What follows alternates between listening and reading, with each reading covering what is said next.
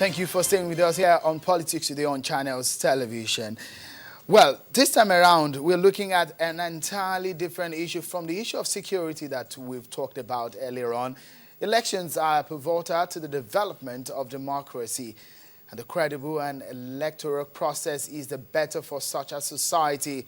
In Nigeria, the nation has often battled to achieve free and fair election. Recent elections in the country have come with criticisms, and the umpire says they're working at achieving a better process. There are scattered elections or isolated ones, as the case may be, such as that of Ilaje-Ese-Odo federal constituency in Ondo State. Last time on the program, we talked about the grievances of the parties in the election, asking that their candidate in the lead be declared winner. Today, we shall be discussing more on the process, as there are even more revelations about the elections. Joining me is the former governorship candidate of the PDP in Ondo State, Chief Olushola. Okay, thank you for coming on the program tonight. Thank you. We've heard from the Labour Party, and your party has been speaking about the situation as regards the Ilaje-Ese-Odo. That's your stronghold. I remember in the governorship election, you had a very strong presence in that particular area. What exactly is your party saying, the PDP, in this particular election? Well, thank you very much. I think it's more of what the law is saying and not totally about what my party is saying. We had an election where close to 29,000 registered voters were deprived opportunity of voting. It will be illegal for INEC to have declared a winner in that circumstance. Under the Electoral Act, the INEC has responsibility to conduct election in every polling unit. And those who are willing and able to vote in that election in terms of being registered voters are given opportunity to vote.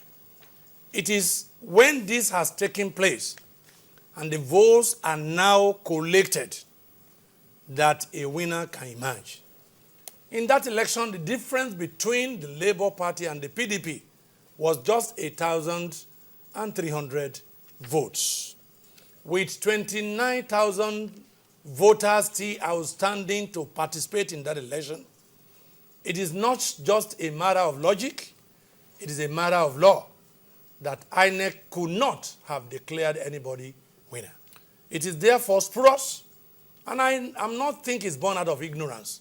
I think it is mischievous for anyone to have called on INEC to do the illegality of declaring a winner when an election has not been concluded. So you think INEC is right, the step INEC took after realizing that that election didn't take place in some places. You think that it's right, the step INEC has taken? INEC is right as a matter of law, as a matter of logic.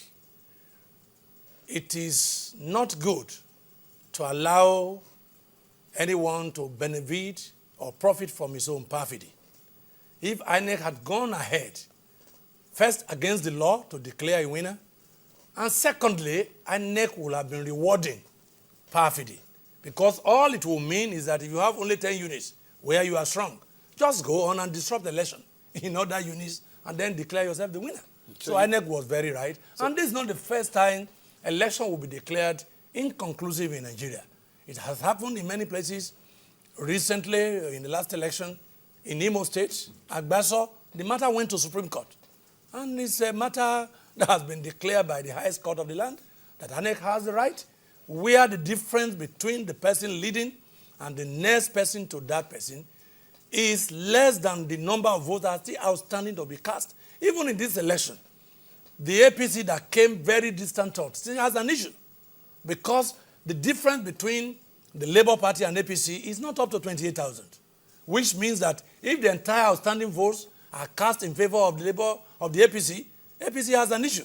to All right, rest. interesting. These are some of the figures of that particular election. The Labour Party candidate, Kolade Akinjo, had 23,926 votes, while Adewale Kukte of the PDP had 22,628, and APC Omojua at 9,232. Out of the total valid votes cast of 56,455.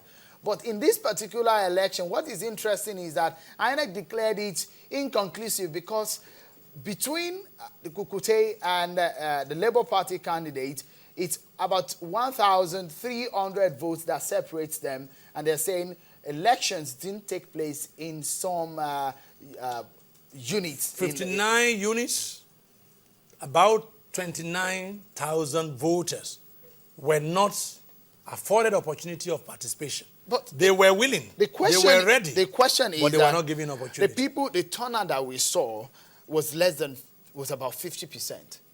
Do you think we did 28,000 plus that didn't turn out, that couldn't vote? Do you think eventually we'll find that percentage that will make that lot of difference between the two candidates?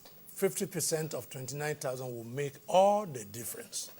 What it shows is that if the PDP has a chance of leading in the 59 units with over 2,000 votes, and that will make all the difference. It's also possible that the APC will score the whole votes that will be cast in the 59 units, and it will make all the difference.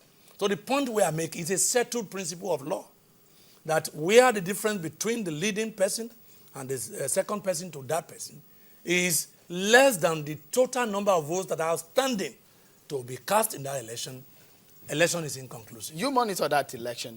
You were on ground. Yes. Let's look at what happened on the field. There are a lot of allegations here and there flying around about your stronghold, which everybody thinks that there were some manipulations that actually took place.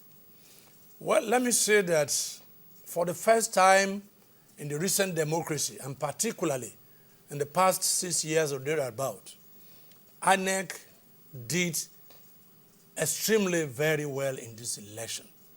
In terms of personnel, in terms of logistics, INEC was on top of the election. In fact, I recommend what INEC Ondo State did this time around, which was a radical departure to his perverse conduct in the governorship election. I recommend it as a model for election in Nigeria. So you think that they failed in the governorship election, but this time around they corrected it?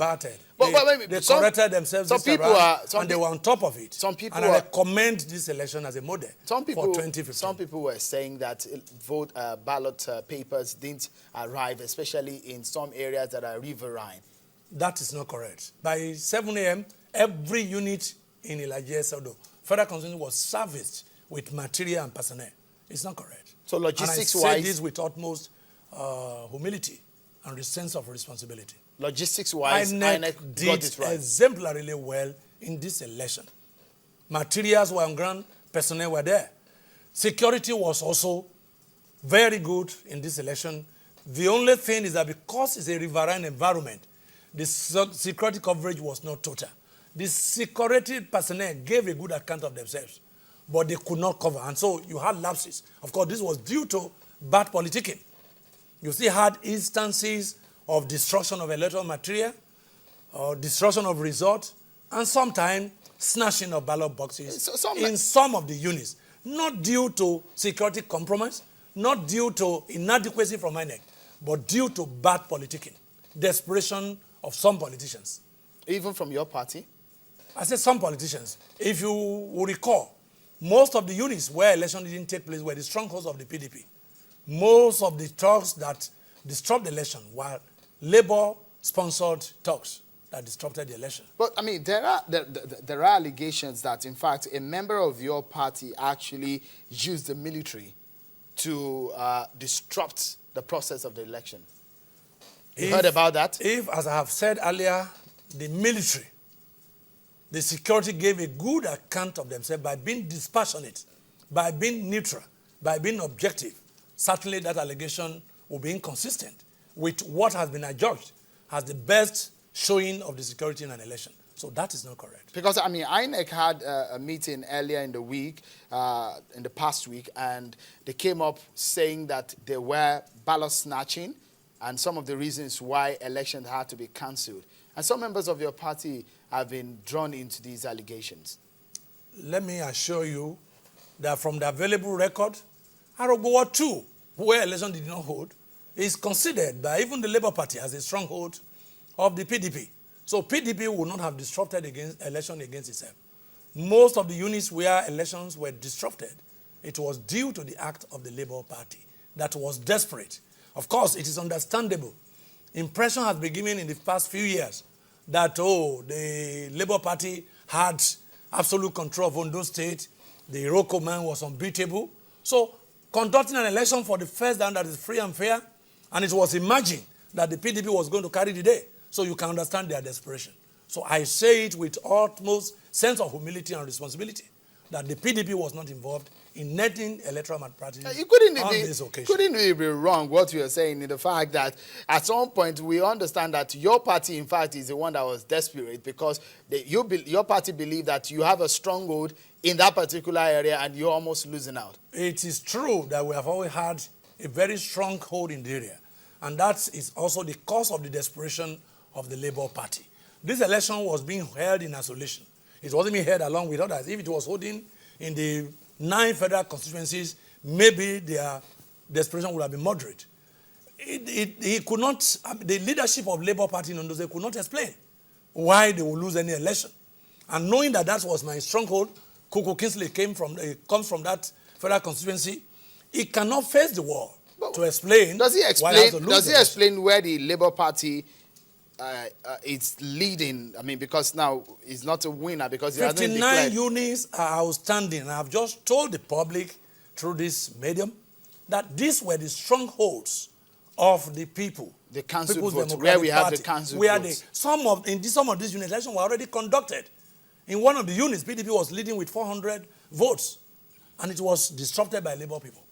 And so all the units, you could not be talking about anybody leading when 29,000 votes were still outstanding to be cast. All right, Chief, okay, we go for a short break. And when we return, some more issues regarding this particular election. And the larger one, come 2015, the PDP, some of the issues we shall be talking about on the program. We take a short break, and when we return, my guest is with me. Stay with us. We'll be right back.